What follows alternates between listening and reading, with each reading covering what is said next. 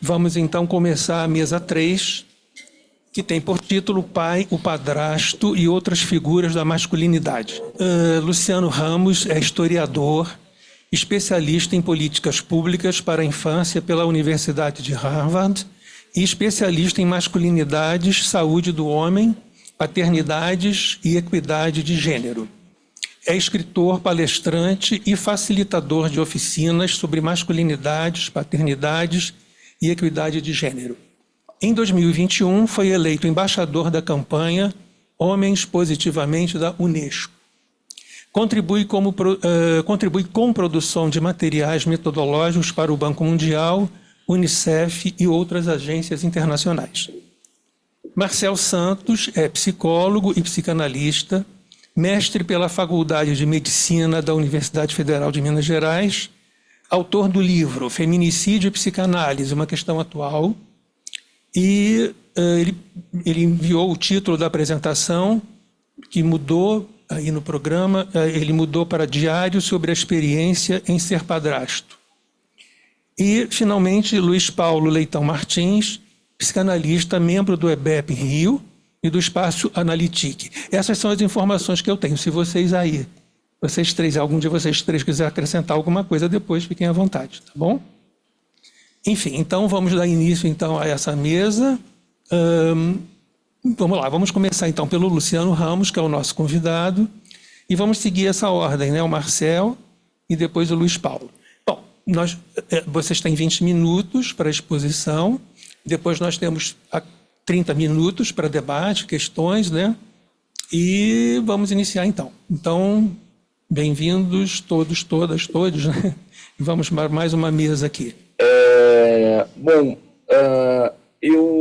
Eu quero começar um pouco, primeiro, já em minha defesa, trazendo uma ideia de pensar as masculinidades a partir dos campos das ciências sociais. Tá? Eu vou trazer essa análise, vou trazer esse lugar, e aí a gente vai conversar um pouco a partir dessa perspectiva. Eu começo lhes agradecendo muito pelo convite para estar aqui nessa mesa com vocês, também agradecendo a queridíssima Camila, né, que é a pessoa que fez a ponte para que eu pudesse estar aqui, Camila Salgado, né, que foi a pessoa que me convidou inicialmente para estar nessa agenda com vocês. Eu sou um historiador de formação, né, e vou falar muito dentro dessas perspectivas histórica e social, para a gente poder pensar essa organização das masculinidades. Tem um antropólogo chamado Henrique Restier, que ele organizou uma publicação de 2019, né, chamada Masculinidades Negras Contemporâneas, e o Henrique tem um texto nesse livro que eu quero pegar como ponto de partida desse nosso diálogo, e uma frase do texto do Henrique é: antes de ser pai, homem. Né? Então, eu quero pensar um pouco essa constituição e essa construção da masculinidade ou das diversas masculinidades para a gente poder pensar um pouco como se dá essa construção da paternidade ou das diversas paternidades. E aí, vale a gente pensar o seguinte, né? Que as masculinidades, elas estão organizadas e elas são organizadas historicamente a partir das normas rígidas de gênero, né?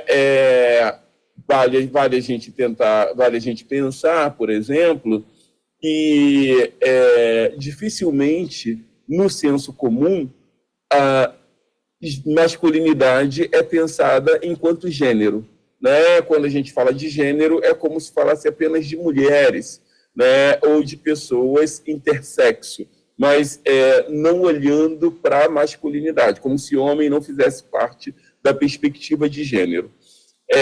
Isso confere à masculinidade, sem dúvida alguma, privilégios, né?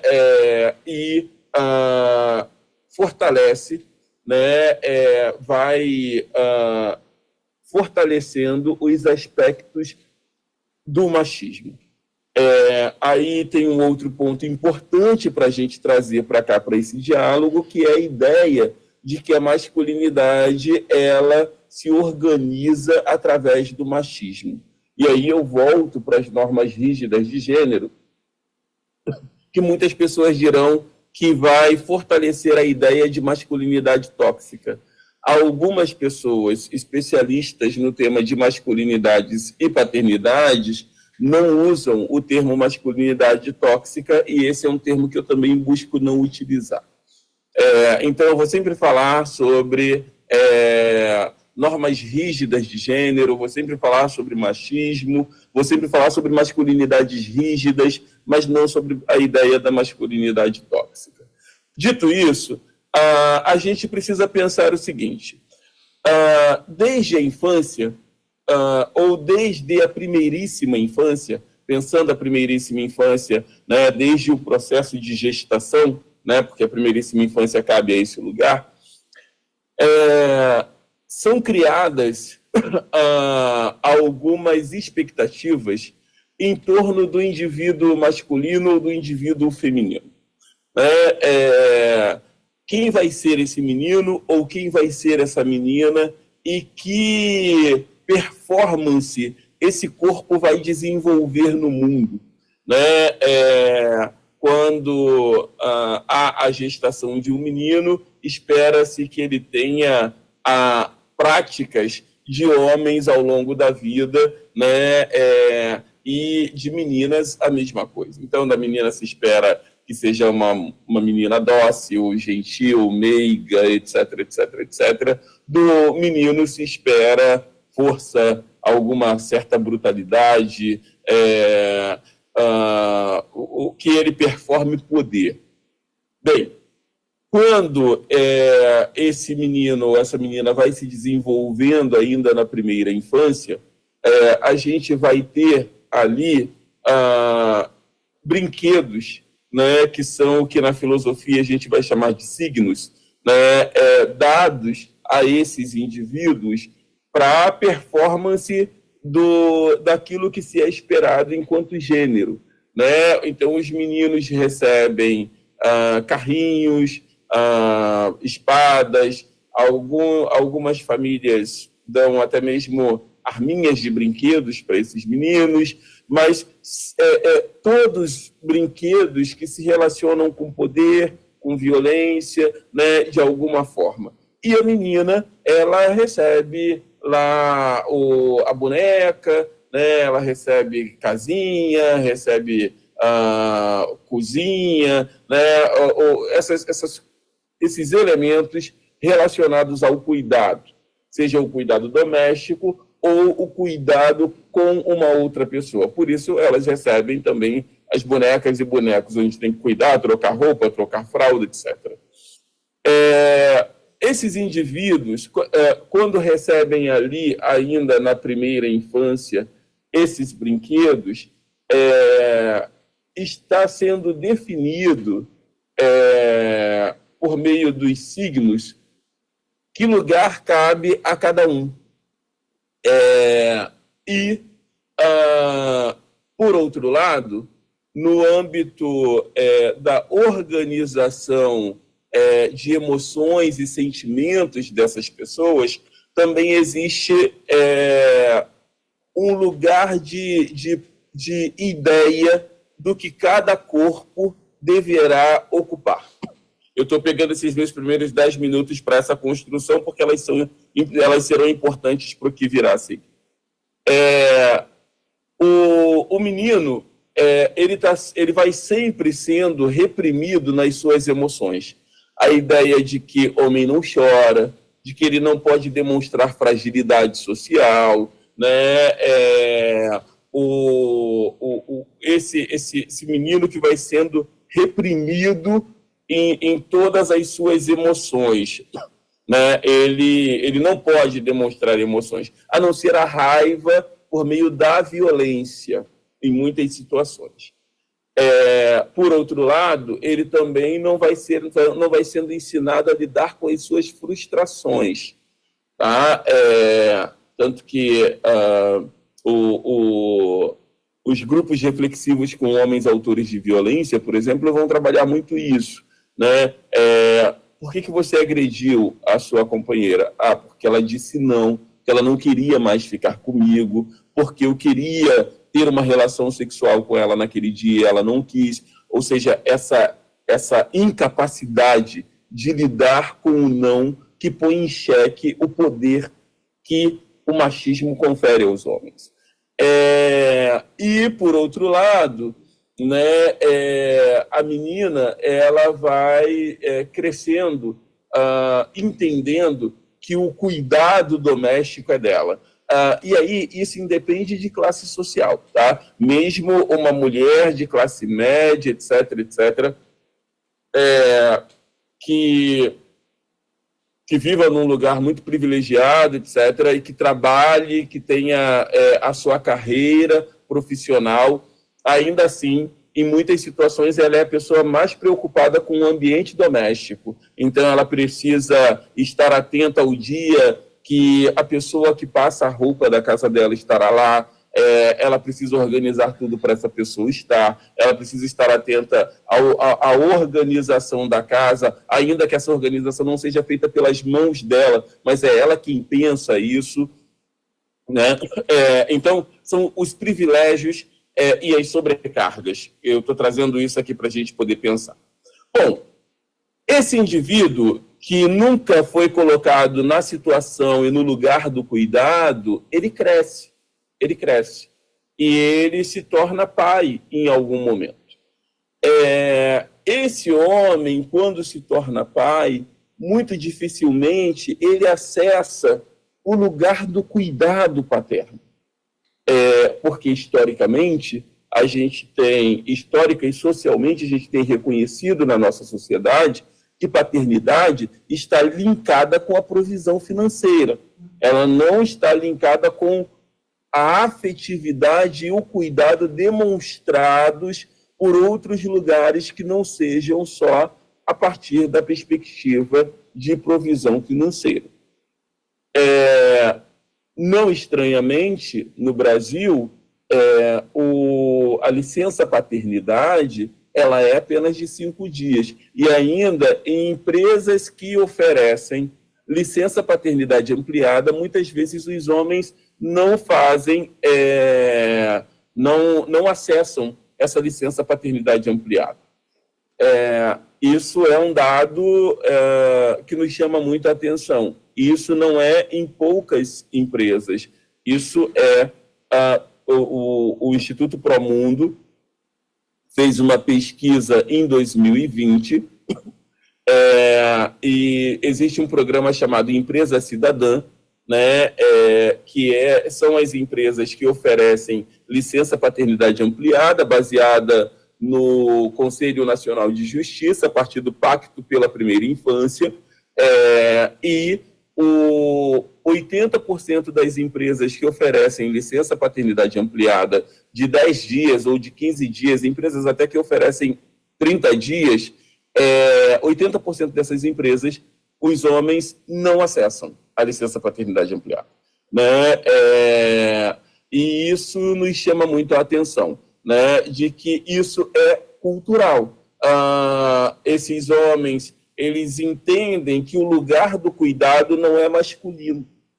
O lugar do cuidado é feminino. E que, por isso, quem tem que estar cuidando são os homens. Mas, veja, a gente também tem uma mulher, uma intelectual gaúcha, chamada Manuela Dávila, que ela vai dizer o seguinte, que o machismo é uma grande piscina, que ou a gente está molhando a sola dos pés ou a gente está mergulhado nele. Por que eu estou querendo trazer essa teoria? Para a gente pensar o seguinte, que as mulheres também são impactadas pela situação do machismo. Elas também são impactadas e reproduzem, não produzem, mas reproduzem machismo no seu cotidiano.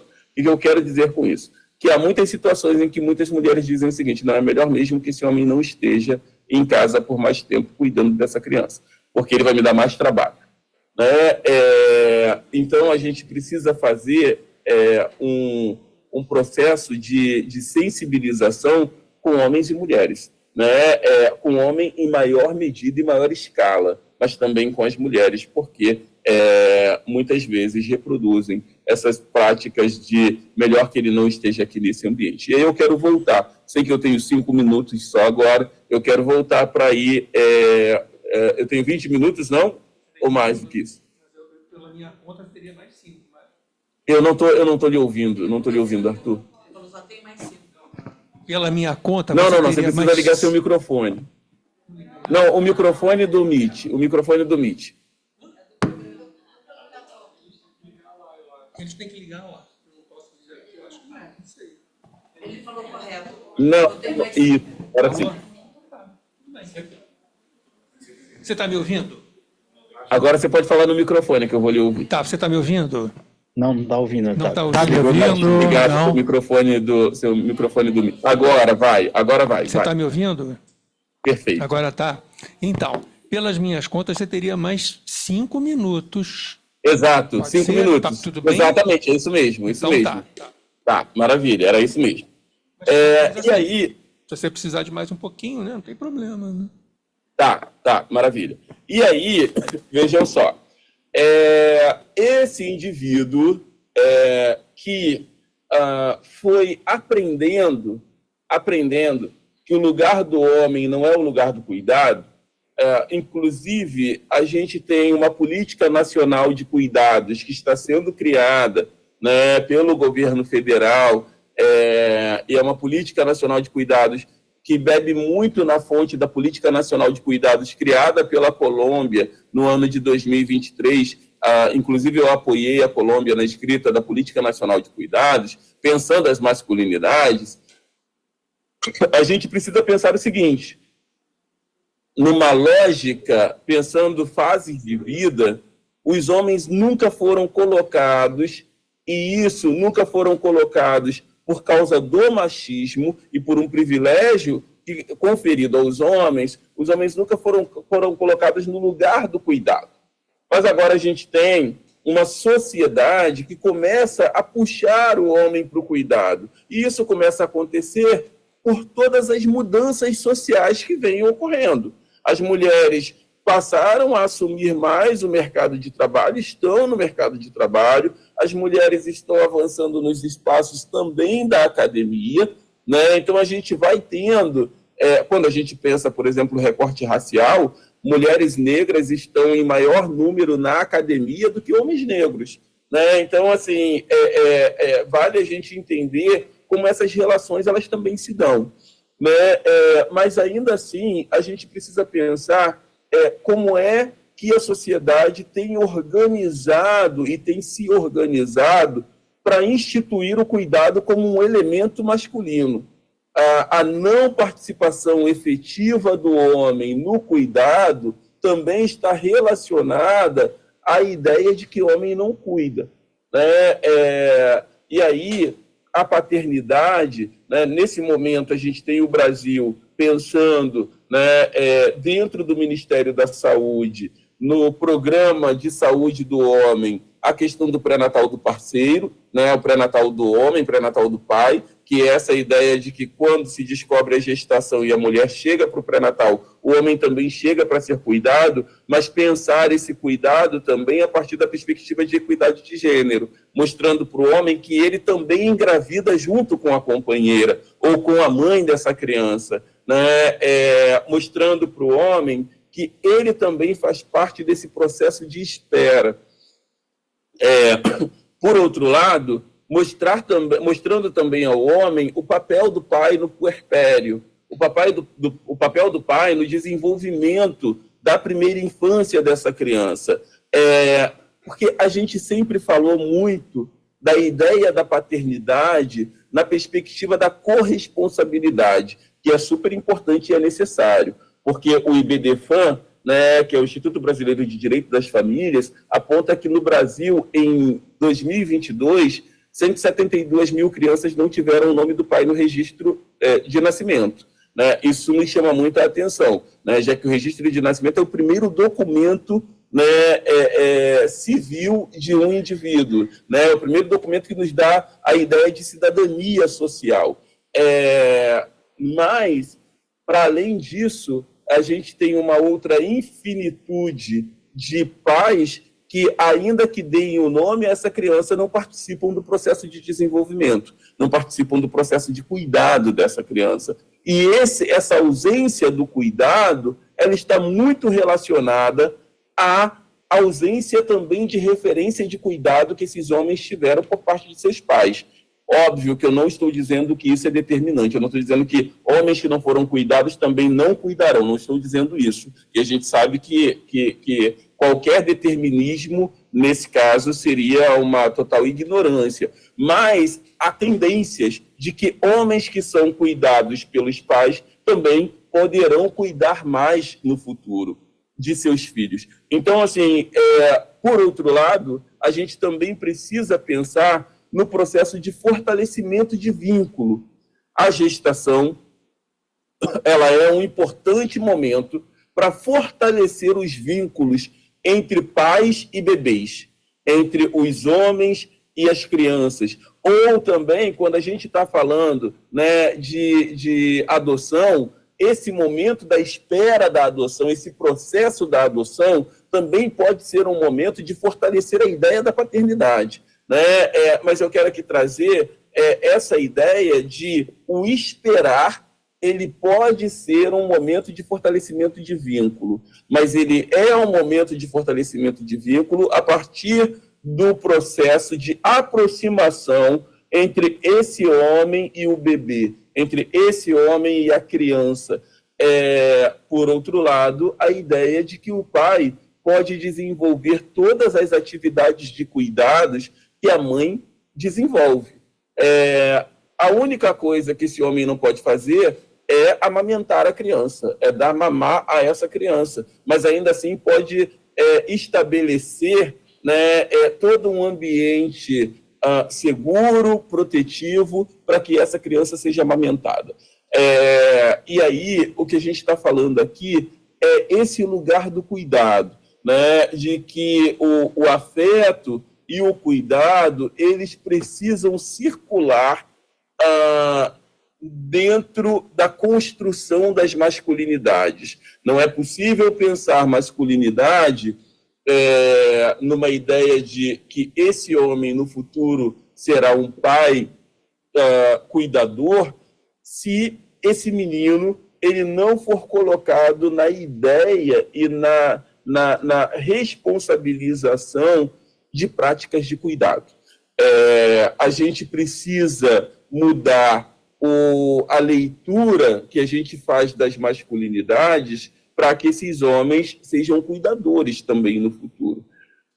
E aí, na prática, o que a gente está falando é que nos elementos de cuidado e de proteção, a gente vai ter, em boa parte, a política pública, pensando em como trazer o homem para o lugar do cuidado e olhando e fazendo isso metodologicamente, mas alguns paternólogos otimistas olham e pensam que somente daqui a 15, 20 anos a gente vai ter uma política muito bem implementada e em larga escala sobre paternidade e cuidado dentro das unidades básicas de saúde, de centros de referência da assistência social, pensando numa população mais empobrecida, e outros dizem que a gente vai levar mais de 30 anos.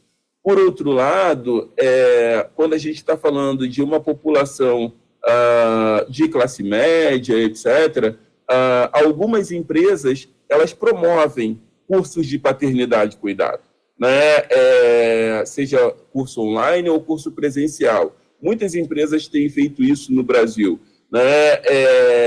Porque também elas linkam que os cursos de paternidade e cuidado, trazendo o tema de equidade de gênero, poderão ser promotores de redução de violência sexual no âmbito das empresas, porque esses homens começam a olhar para processos mais equitativos de gênero. Outro ponto importante é que pais, a tendência, e eu sempre falo de tendência porque não existe essa ideia determinista, mas a tendência é de que pais que estejam linkados com cuidado, afeto e proteção também reduzam situações de violências. Isso vai impactar em redução de situações de violências contra a mulher, e isso também vai impactar com o fato de que eles não agirão com violência contra a criança. A tendência é que isso ocorra. Mas, sobretudo, e aí eu quero ir fechando a minha apresentação trazendo isso, mais sobretudo, tem uma assistente social doutoranda em saúde coletiva da Fiocruz, que é a Camila Rebouça. Ela tem uma frase que é muito interessante da gente também pensar, que é essa ideia de que a paternidade protege o homem. E vou explicar essa frase para ir fechando um pouco isso. Por que a paternidade protege o homem? Pelo seguinte, a tendência é que pais, desenvolvendo paternidade ativa, se envolva menos em situações de brigas de trânsito, se envolva menos em situação de brigas de bares, cuidem mais da saúde, há um maior autocuidado em saúde, e a tendência é de que eles estejam mais atentos ao cuidado, porque querem acompanhar o processo de desenvolvimento da criança. E aí, esses pais, e muitas vezes isso acontece, eu tenho dialogado com muitos homens em diferentes lugares, por exemplo,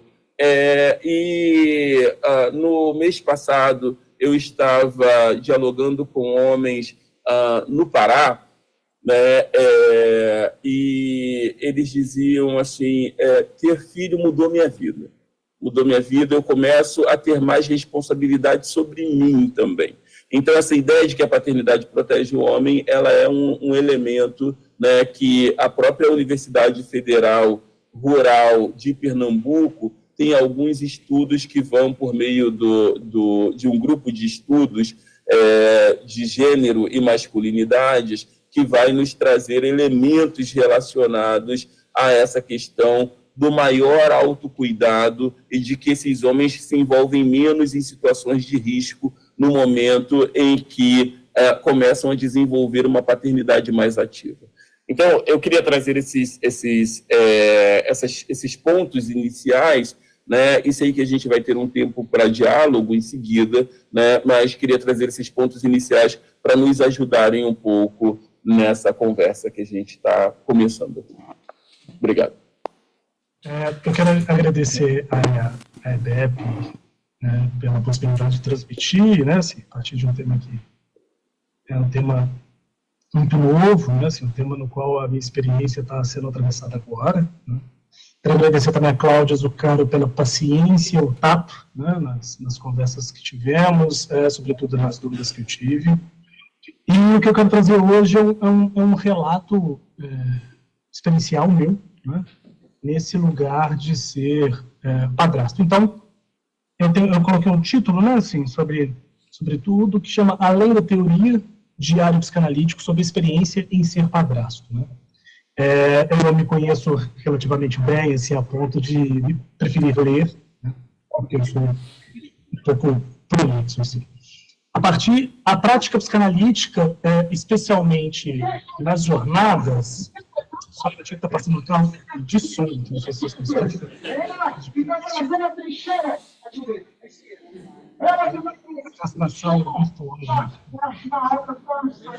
A prática psicanalítica, especialmente nas jornadas, assim, costuma se apresentar por meio de relatos de casos clínicos e armações teóricas. É difícil encontrar um relato pessoal, onde o psicanalista fale sobre a sua própria experiência de vida.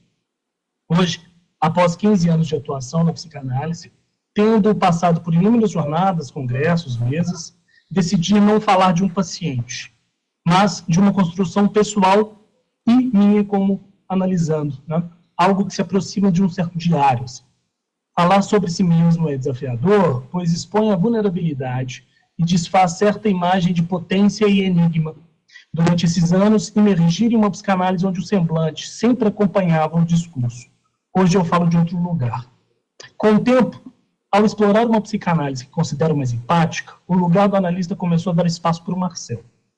Hoje venho compartilhar meu caso, minha experiência em ser padrasto. Utilizo a palavra ser e não tornar-se, né? Tem um ditado alemão que diz, né, Vater werden ist leichter denn Vater sein, que é tornar-se pai é fácil, difícil é ser pai. E é aqui que começa a minha história. Paternar é embarcar em uma jornada, né, marcado por desafios e descobertas que nem sempre estão presentes nas relações familiares tradicionais, né? O Luciano trouxe algo, trouxe de forma muito precisa isso aqui. Quando eu entrei na vida de Isis, né, que é a minha enteada, e tudo que eu disser aqui foi aprovado pela mãe da criança, né, minha esposa, trouxe comigo não apenas o desejo de ser uma figura de apoio e orientação, mas também a consciência de que essa posição exigiria paciência, compreensão e uma capacidade constante de adaptação. Ao compartilhar essa experiência, reflito sobre os momentos de crescimento, as dificuldades inesperadas e, acima de tudo, as lições valiosas que essa trajetória tem me proporcionado.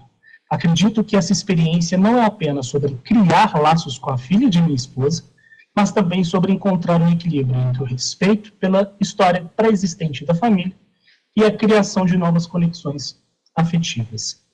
A construção de uma relação de confiança e afeto não ocorre de forma imediata, exigindo empatia para compreender os sentimentos e a história de vida de minha enteada, embora ela tenha apenas 5 anos.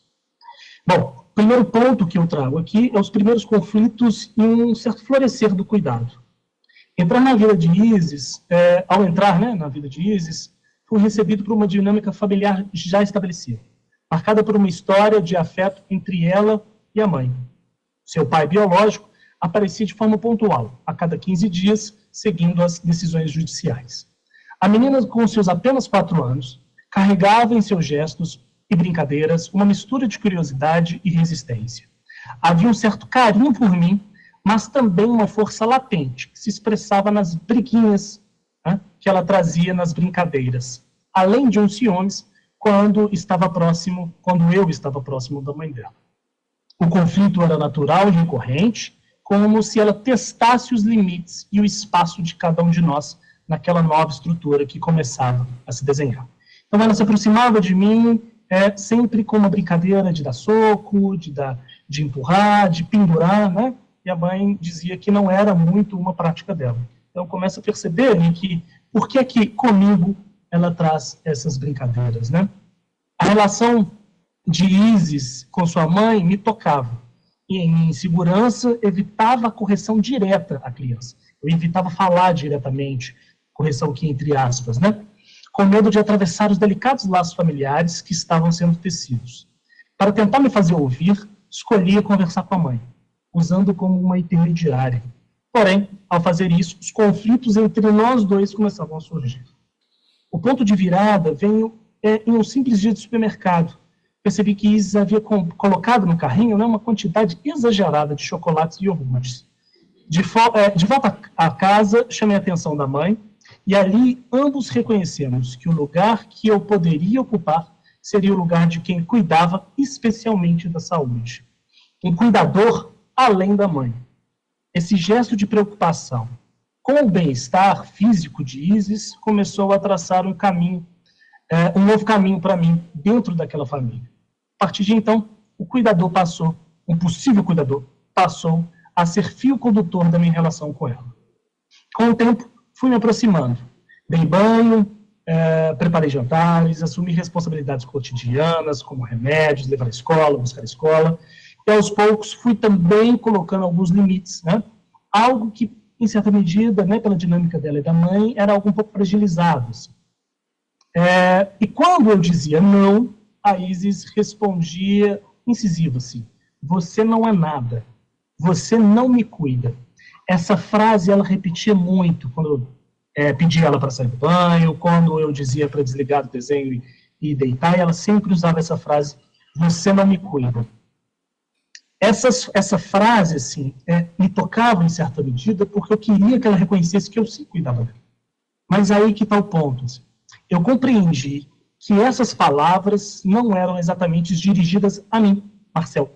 Elas pareciam expressar algo mais profundo, uma expectativa não atendida pelos homens, né? O Luciano trouxe aqui isso, até então cruzaram suas vidas. Ela dizia, o papai não cuida, o vovô não cuida, o tio não cuida, e você não cuida. Ou seja, ela estava aqui, não dizendo, né, assim, que o Marcel não cuida, mas que tem essa dinâmica no qual os homens na sua vida, eles são homens no qual não cuidam. Era como se Isis estivesse, de alguma forma, me oferecendo a possibilidade de ser diferente. Nesse momento, comecei a compreender em sua resistência, que sua resistência, na verdade, era uma abertura. Isis estava me dando a chance de ocupar um lugar que até então nenhum outro homem havia realmente preenchido, o de um cuidador presente. É só para também trazer um ponto histórico dessa família. A minha esposa, ela se separa do ex-esposo, meu pai, de Isis, depois que ela tinha 45 dias de vida. E eles, então, se divorciam. Então, de fato, ela não teve nem a presença diária deste pai. Né? Ela queria saber se eu estava disposto, né, Isis, se eu estava disposto a oferecer um cuidado que não viesse apenas de uma figura feminina. Algo que me impressiona nessa história é que eu também sentia ciúmes do laço dela com a mãe. Isis me oferta um lugar que eu nunca havia experimentado, o de não ser o centro de uma relação no qual eu escolhi fazer.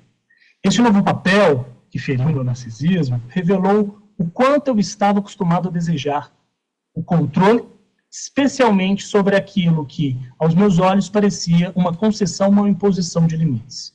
Muitas vezes, eu me via dizendo não a Isis pelo simples fato de vê-la não ter aquilo que ela quer. Né? Pelo simples fato de fazer um retorno como se fosse uma briguinha, não é assim? Um homem de 35 anos brigando com uma criança naquela época de 4. Foi então que minha esposa, em um momento de profunda sabedoria, numa discussão, assim, não uma briga, mas uma discussão sobre a dinâmica familiar, ela me disse, Marcel, ela estava aqui antes.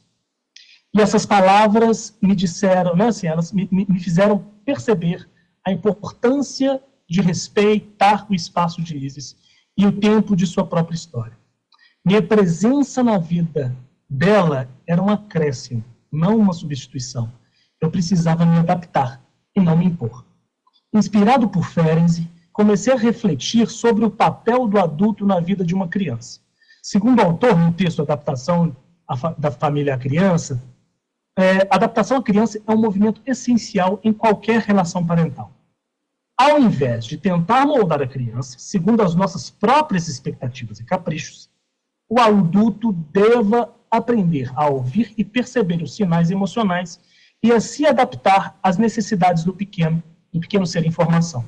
Essa postura de respeito e escutativa não significa renunciar à autoridade, mas, sim, a construção de uma autoridade que se baseia no vínculo de uma compreensão. Bom, agora eu faço uma citação direta do Ferenczi.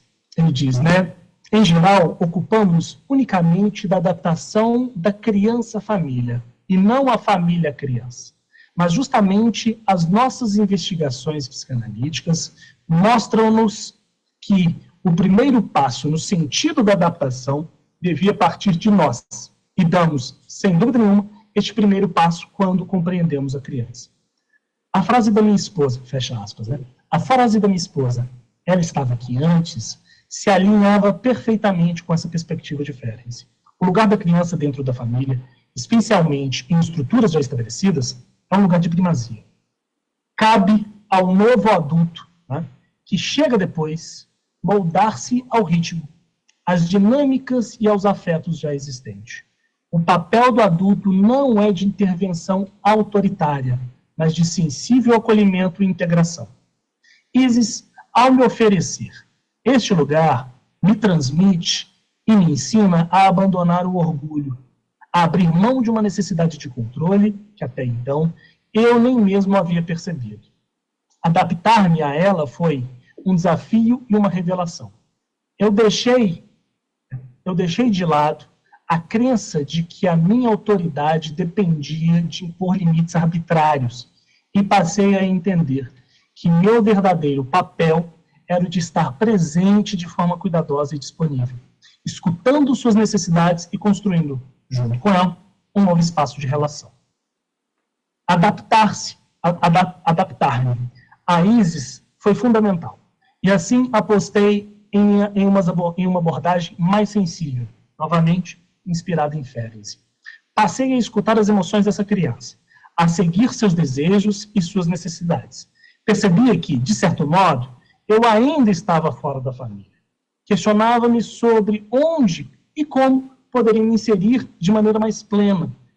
Busquei esse reconhecimento junto à minha parceira, deixando claro que meu desejo era ser mais do que um simples coadjuvante. Eu queria ser parte ativa, ser responsável. E era interessante que Isis, de certa forma, ela nos oferta esse lugar, ela me diz desse lugar, eu acreditando que Isis não abria a porta para que eu pudesse entrar. Então, inúmeras vezes, ela me chama de pai, de forma inconsciente e também de forma consciente. Né?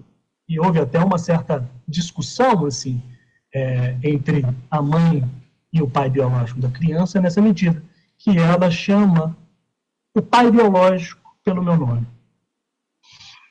A repetição desse ato era o reconhecimento de que eu já havia encontrado o meu lugar. Ela já havia me permitido estar como uma pessoa que pudesse fazer essa função paternal. Era eu que ainda não tinha me permitido ser padrasto dessa criança. Né?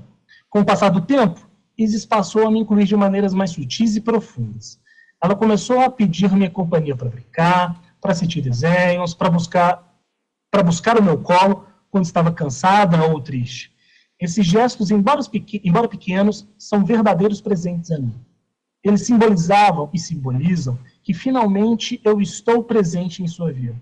Não apenas como namorado da mamãe, mas como alguém cuja presença é valorizada e necessária. Hoje, atuo com Isis de forma muito ativa e direta, sem a necessidade de mediação da mãe para a nossa relação. Esse novo formato nos permitiu uma conexão mais profunda, baseada na observação e no atendimento de suas necessidades. Ferenczi sugere que, ao destacar que o cuidado, abre aspas, deveria incitar aos pais e cuidadores a prestar muito mais atenção às reações da criança para, assim, saber avaliar suas dificuldades. Fecha aspas.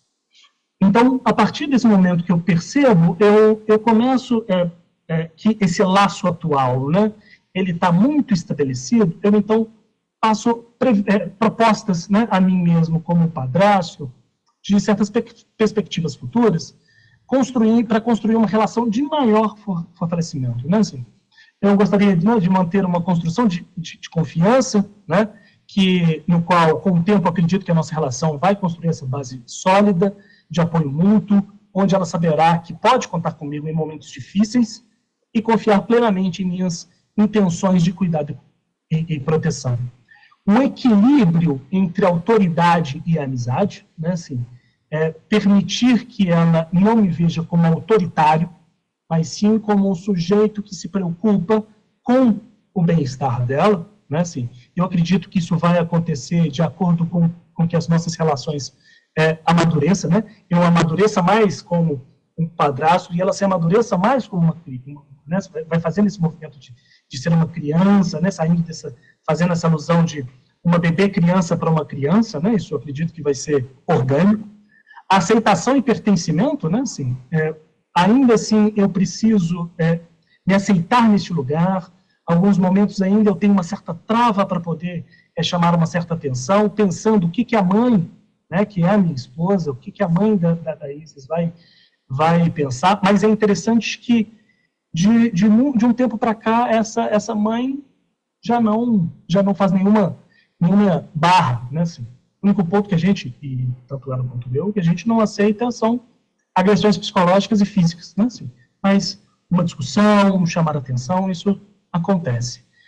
A influência da sociedade, das expectativas culturais também, né? Assim, em forma de que as nossas necessidades e valores familiares ali dentro da gente que constrói, né?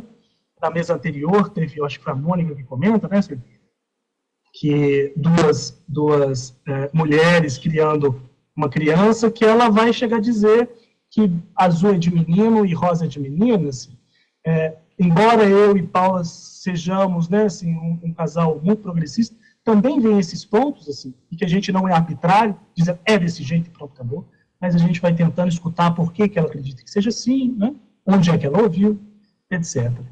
E, por fim, a importância da empatia e da paciência também são pontos que nos são cruciais. Bom, eu vou agora partir aqui para uma condição do que é o paternar, né, assim, a partir dessa minha experiência. Eu vejo que o paternar, ele tem em sua máxima complexa atividade, que é cuidar do outro, né? Propor um compromisso ético, né? Eu vejo como um compromisso ético que eu, Marcel, tenho com essa criança, né? Eu reconheço os desejos, os quereres, as vontades dessa criança, enquanto também eu atuo como mediador entre as necessidades físicas e emocionais e essas necessidades emocionais e de desejo. O que eu quero dizer com isso? Quero dizer que a construção desse infantil, dessa criança, né, assim, o seu ponto de ideal, aquilo que Freud chama de ideal, ele ainda é uma construção ainda muito primitiva e precária, né? Ela não tem ainda uma certa noção de segurança. E se eu coloco para que ela possa escolher jantar chocolate e balinha ou jantar brócolis, ela vai escolher balinha. Ela ainda não tem uma certa noção de como aquilo é prejudicial para a saúde dela se ela jantar aquilo, por exemplo, todo dia.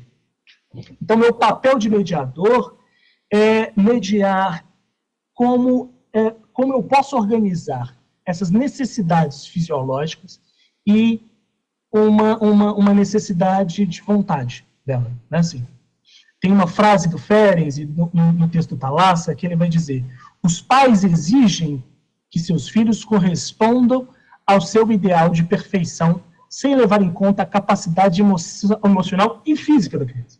Então, o que eu quero, enquanto um padrasto, é não impor, fazer essa pressão, né, em gerar sentimentos de culpa ou inadequação, quando a criança não responder aquilo que eu acredito que seja de ideal, né? Então, a função de um padrasto, para mim, ela vem, nessa medida, em ofertar e poder, em certa medida, barrar, não só o ponto de desejo dessa criança, mas também elucidar e apontar o motivo no qual aquilo está acontecendo, né? Esses dias para trás, um exemplo básico, ela queria um chocolate, a gente estava comendo, e eu falei com ela, come só mais uma rodela de tomate e está tudo bem, né? Ela já tinha ela já tinha comido bastante. E ela não conseguiu me dizer, eu não aguento mais. Ela então pega o tomate e joga debaixo da mesa. Eu escuto o tomate, né? Então, ela, na medida em não conseguir dizer, Marcel, eu não consigo mais, ela, por algum motivo que ela se sentiu ali pressionada a ter que comer, ela joga embaixo, né? E aí eu vejo, fico um pouco assustado nessa tentativa de me enganar, e eu digo, olha, você está tentando me enganar. E ela diz, não tô, eu não queria mais comer. Eu falei, então, assim, pode ir lá, ela já havia comido bastante, pode ir lá pegar o seu chocolate.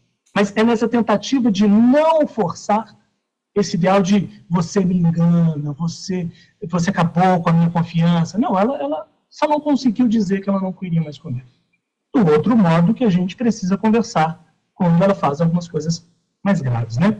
Então, para concluir, a minha experiência com a paternalidade trouxe uma nova dimensão à minha prática clínica, permitindo que minha escuta se tornasse mais empática e afinada. Ao lidar com as complexidades de cuidar e compreender uma criança, aprendi a importância de respeitar o tempo e a subjetividade de cada indivíduo. Essa vivência me afastou de uma abordagem que busca encaixar o sujeito em diagnósticos rígidos e me aproximou de uma escuta que valoriza o particular, o singular de cada história. No consultório, agora encontro um espaço mais fluido, onde cada análise é construída a partir do que o sujeito traz da sua própria experiência, e não do que se espera dele, ou até do que eu esperava dele enquanto analista. Isso transformou minha prática em um encontro mais humano e autêntico, onde a escuta é um ato de cuidado e compreensão, e não de categorização. Foi isso. Ó, deu certinho. Meus 20 minutos. Vou começar a minha fala, não sei se eu não consegui escutar se foi dito o título, né? Mas então eu digo, né? É o que se torna o pai no final da análise, né? Esse é o título. Inconsciente, arqueologia do saber, genealogia do poder, desconstrução, diferença, corpo sem órgãos, objeto A, sintoma, fala ser, par letra, um nome, um termo, muda toda uma sintaxe, uma língua, né? Termos que existem, neologismos, pouco importa. O que importa é que esses nomes, termos, eles produzem um acontecimento na história dos discursos. Não é possível pensar psiquismo hoje sem inconsciente. Desejo sem fantasia. Corpo sem órgãos. Sujeito sem linguagem. Par letre, fala ser sem sintoma. Mas para isso é preciso que exista um ato, né? Um ato realizado por alguém de carne e osso, que coloca aí no campo do discurso alguma coisa de si. Como Lacan enunciou na abertura dos seus escritos. Além disso, é preciso que esse ato ele seja renovado a cada vez. Que cada sujeito que tem sua entrada no discurso coloque alguma coisa de si. Produzindo um campo comum, eu tenho vontade de dizer impessoal do discurso, uma curva singular. O risco disso não ser feito é que o discurso se torne dogma, o saber que ele enuncia, que ele veicula, se torna um saber escolar. Aliás, esse é o risco do discurso universitário. Isso por falta de encarnação, falta de existir alguém de carne e osso na experiência discursiva e que diz eu. A problemática do pai, da parentalidade, está no centro dessas interrogações. Falar do pai em psicanálise, figura frequente, aliás, nas experiências analíticas, não é outra coisa senão falar da assunção de um lugar, de uma posição por alguém, que não representaria apenas uma função, mas uma presença. Uma presença que, inscrita ou não, tem consequências e porta necessariamente um risco. O que é importante, desde o início, é a tese que eu quero sustentar com essa intervenção, é que ao participar dessa experiência, que a gente poderia chamar de procriação e, portanto, de transmissão, o pai introduz na história, no campo daquilo que já existe, uma dimensão inexistente. A mensagem do pai em psicanálise, o que a questão do pai nos ensina, tem a ver com a assunção pelo sujeito de um certo lugar e posição na experiência. E esse lugar tem a ver com a transmissão, com a procriação. Ser pai é ultrapassar o regime do existente e introduzir alguma coisa aí que não existe. A minha intervenção, ela se interroga sobre a questão do pai em psicanálise. Ou mais precisamente, a questão do que se torna o pai no final de uma análise. Essa interrogação, ela atravessa duas outras, pelo menos. Uma, a respeito das figuras do pai em psicanálise, tal como foram isolados por Freud, né? O pai na tragédia de Édipo Rei e o pai no mito da horda primitiva. E a segunda questão, a respeito do estatuto de castração na psicanálise, né?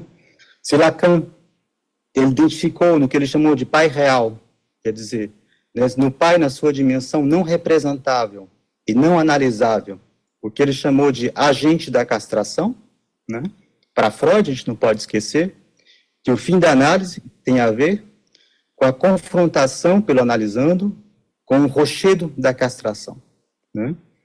Então, a questão do pai em psicanálise tem a ver com essas figuras evocadas por Freud, mas também com os destinos da castração na experiência analítica. Quer dizer, os destinos da confrontação com isso, né, que introduz, nos seus próprios termos, aquilo que do sexual permanece como impossível de escrever. Bom, a minha intervenção para abordar essas questões, eu vou partir de uma estratégia, de um método, né? E eu vou partir de duas matrizes a respeito do pai e do pensamento de Lacan. Né? A primeira, do seminário, livro 4, sobre a relação de objeto, né? Onde Lacan ele vai falar de 3 funções do pai em psicanálise: o pai imaginário, o pai simbólico e o pai real, né? E vai relacionar essas 3 funções com 3 modalidades de falta do objeto. Essa vai ser a primeira matriz do pensamento, do ensino de Lacan, que eu vou utilizar para falar sobre a questão do pai. A segunda vai ser, no seminário, o avesso ou o inverso da psicanálise. Seminário dos anos 70 e 71, né? Quando Lacan ele propõe o famoso quadro da sexuação. Duas matrizes, evidentemente, que eu não vou apenas ficar nelas, vou citar algumas referências entre esses 2 extremos, né? E um pouco depois tem uma referência um pouco mais tardia. Mas antes de começar, preciso dizer, de fato, que não se trata de forma alguma de pensar Lacan, ou Sepino, como chave de leitura, uma chave hermenêutica da experiência analítica. O contrário, né? Não se trata de dizer, olhar para a análise e dizer aqui ou ali se encontram os conceitos tais como Lacan, como Freud pensaram. É exatamente contra isso, aliás, que toda reflexão sobre pai em psicanálise se impõe.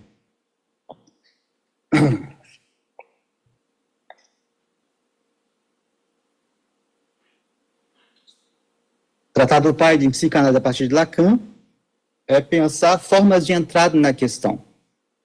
Formas de entrada que devem necessariamente ser colocadas à prova pela experiência. Né? É por isso, aliás, eu vou terminar com isso a minha intervenção, que articular pai em psicanálise com fim da análise tem a ver com pensar fim da análise e desejo do analista. Né? Então, eu começo com o primeiro eixo da minha abordagem, que a partir do seminário 4, né, onde Lacan aborda a questão do pai, seminário sobre a relação do objeto. Tem várias possibilidades de entrar nessa questão pelo seminário 4, eu escolhi uma, né, aquela que Lacan aborda na lição de 3 de abril, né, de 57, desculpa, onde Lacan ele formaliza um quadro, né, a respeito de 3 formas de falta da relação de objeto, né, modalidades segundo Lacan, isolados por Freud. A primeira é a castração. Bom, eu vou passar de forma um pouco sistemática, depois eu vou retomar um pouco elas, né. A primeira é a castração, que para Lacan, então, é a falta simbólica de um objeto imaginário, o falo imaginário, falta em que o pai real é o agente. A segunda é a frustração, falta imaginária, da qual a mãe simbólica é o agente, e a falta de um objeto real, o seio. A terceira modalidade é a privação, falta real, da qual o pai imaginário é o agente, falta de um objeto simbólico, o falo simbólico. Castração, frustração e privação, 3 modalidades, enfim, de falta de objeto, as quais correspondem 3 agentes, operadores desses tipos de falta: o pai real, a mãe simbólica e o pai imaginário. A primeira observação que eu queria fazer, quer dizer, em relação a esse quadro, que falta, né, é o pai simbólico. O pai simbólico não está articulado a nenhuma das 3 formas, né, de falta de objeto. E exatamente entre a mãe simbólica e o pai real, que me parece que Lacan situa a presença do pai simbólico, que mais tarde ele vai chamar, né, esse significante que representa o pai, que é o nome do pai. Né? Então, eu começo pela mãe simbólica, nessa passagem da mãe simbólica para o pai real.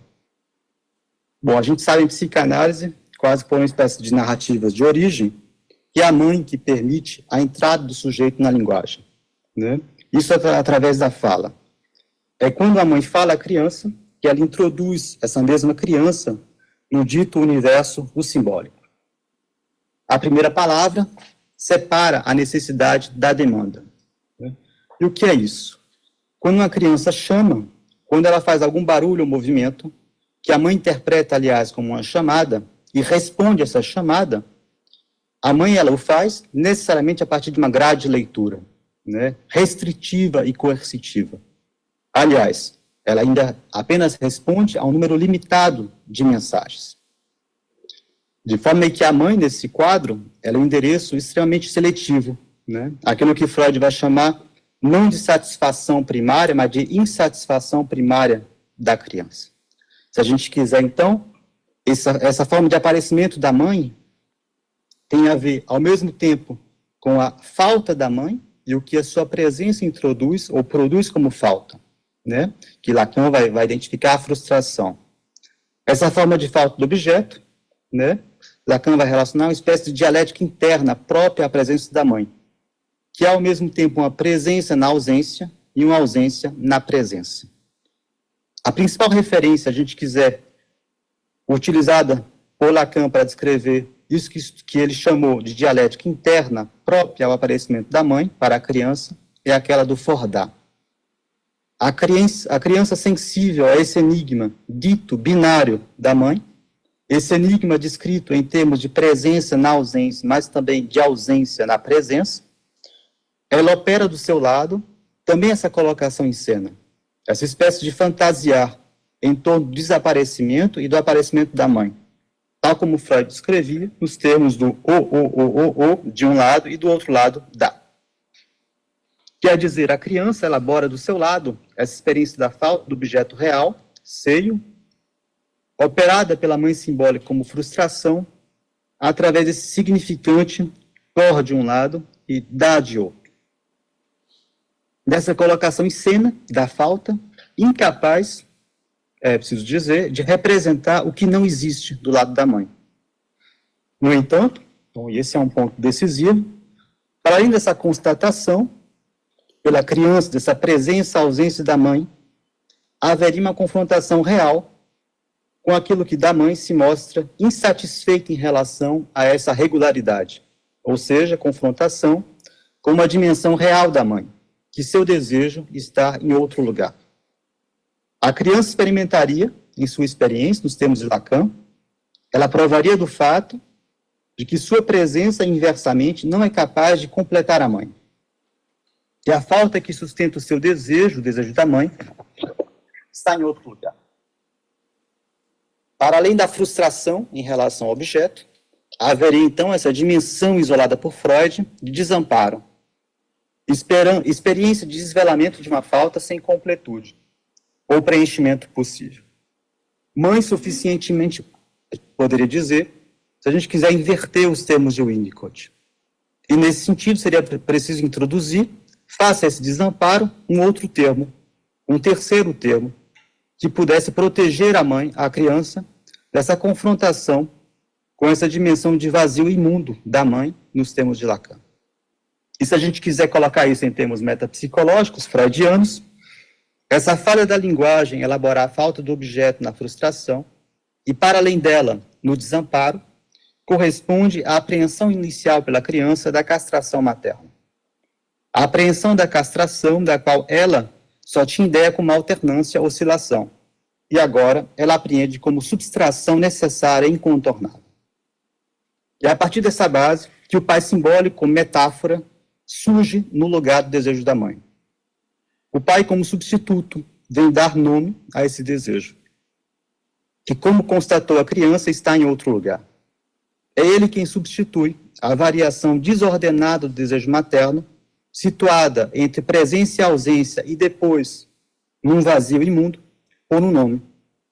Ele substitui, nos termos lacanianos, essa variabilidade significante do lado da mãe por um significante capaz de fornecer uma significação única, fundando assim uma nova ordem referencial. No entanto, essa é a minha segunda observação, em relação a esse quadro apresentado por Lacan, observação, aliás, que surge como uma tese, eu queria enunciar sem rodeios, é preciso, para além ou aquém, ou mesmo ao lado do nome do pai, nome que é preparado pela mãe e que vem no lugar da oscilação desejante do lado da mãe, é preciso um pai de carne e osso, que responda, não apenas por aquilo que seu nome, como significante, representa. É preciso que exista, para além do nome, um pai real para ocupar, substituir o lugar do desejo da mãe e não apenas a invocação de seu nome. A equivalência da metáfora pai simbólico, nome do pai e desejo da mãe, definido como presença, ausência e depois como vazio, isso é, em termos simbólicos e depois real, é subordinada, portanto, a esta outra operação. Quando Lacan retomou o problema que ele tinha lançado em relação à pluralização dos nomes, do nome do pai, falando em nomes do pai, no prefácio de 1974 ao Despertar da Primavera, ele vai dizer que a fora-clusão do nome do pai não se dá pelo fato de que eles estão ausentes da fala da mãe, mas pelo contrário, porque o pai real não teve o lugar. Se o pai real não teve o lugar, o nome se reduz ao simbólico e sua existência se confunde com a falta que introduz a nomeação da coisa. Quando o nome do pai substitui como metáfora o desejo da mãe, se não existe, para além da substituição pelo nome, nenhum pai real, que em relação ao nome existe, para retomar o termo de Lacan, o pai perde o seu poder metafórico de substituição, pois ele não existe além do significante que ele deve substituir. O nome do pai entra, passa a fazer parte, então, dos significantes do desejo da mãe. Nesse ponto, a gente se pergunta, mas então o que distingue o nome do pai real? O que funda, se a gente quiser, a diferença entre os dois? Para responder sem rodeios, o que funda a diferença entre o nome do pai e o pai real, e que se situa entre os dois, é a categoria do impossível, que distingue, aliás, a dimensão real do pai da dimensão da realidade. A esse respeito, eu queria tomar como exemplo duas das narrativas freudianas a respeito do pai, né? A primeira tem a ver com Édipo Rei e a segunda, Totem e Tabu. Duas narrativas, insisto, que falam do pai e da realidade. O que elas têm em comum em relação ao pai? Tanto em Édipo quanto em Totem e Tabu, a morte do pai é resultado de um homicídio. Em Édipo, é Édipo, ele mesmo como personagem que mata seu pai no encontro dos caminhos. Em Totem e Tabu são os irmãos da Horda que se reúnem e matam o pai. Em ambos os casos, a morte do pai tem como consequência uma modificação na economia do gozo dos viventes. Quer dizer, do lado do Édipo, o gozo da mãe se torna possível.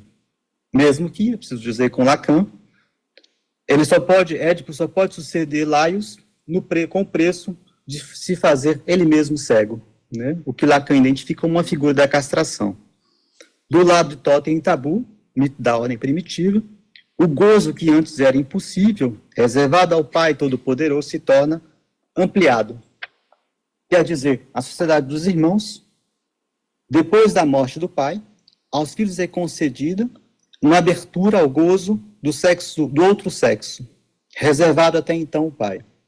Mas essa abertura é condicionada a duas interdições, a interdição do parricídio e a interdição do incesto.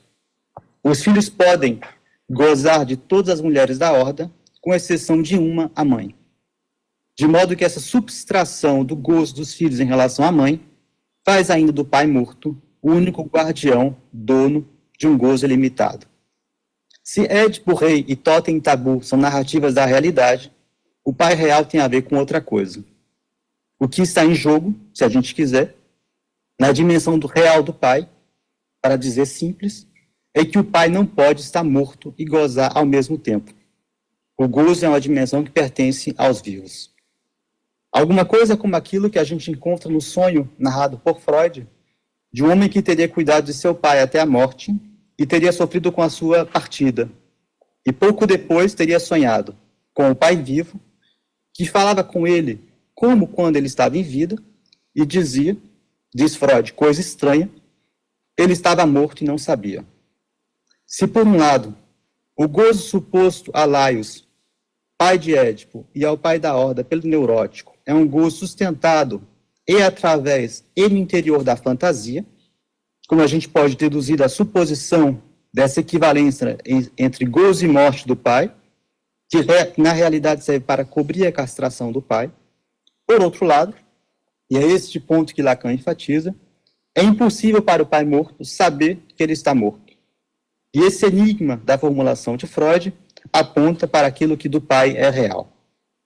Esse gozo suposto ao pai morto, é impossível que esse gozo se torne realidade.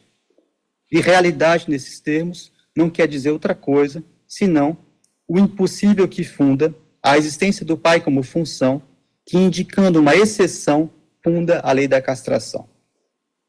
Se o pai simbólico é o pai morto, que enquanto pai é o guardião de um gozo do qual ele mesmo não pode gozar, porque está morto, o pai imaginário é o pai gozador, o pai que goza, o pai do qual é preciso imaginar a morte para que eu possa gozar. É também o pai privador, o pai que priva o sexo feminino do falo e ameaça fazer o mesmo com o menino, o pai da angústia da castração, se a gente quiser. O pai real não é nenhum nem outro.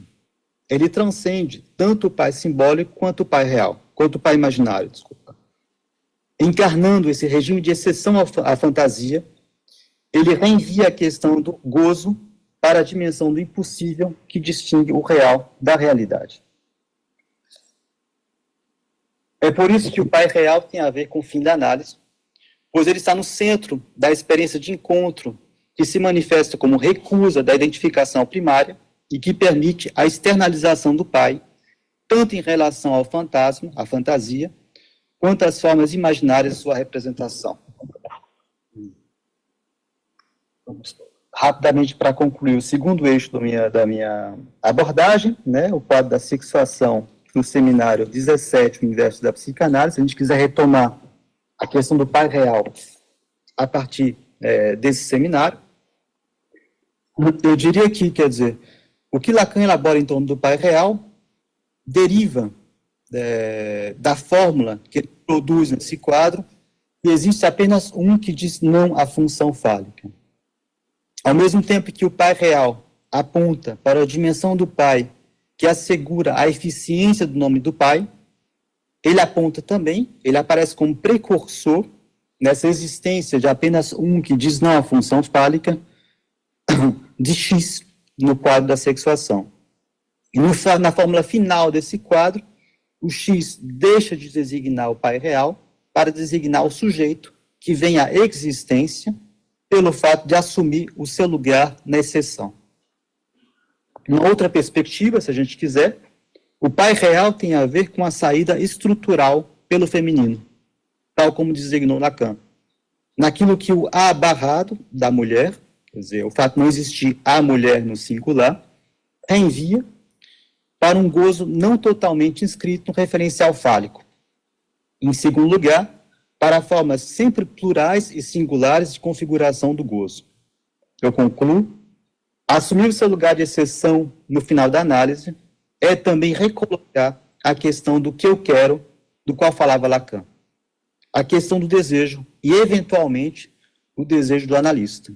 E, nesse caso, o que é preciso colocar em questão, como, aliás, é o que se faz quando a gente pensa em parentalidade, é a ideia mesma que a gente possa ser analista. Só se pode apenas ter o desejo. Isso na medida em que o termo desejo não corresponde à repetição infinita da demanda, a demanda de ser reconhecido como analista. O desejo do analista é justamente aquilo que permite sua invenção pelo sintoma e tem a ver com tomar ato do impossível a ser. Obrigado.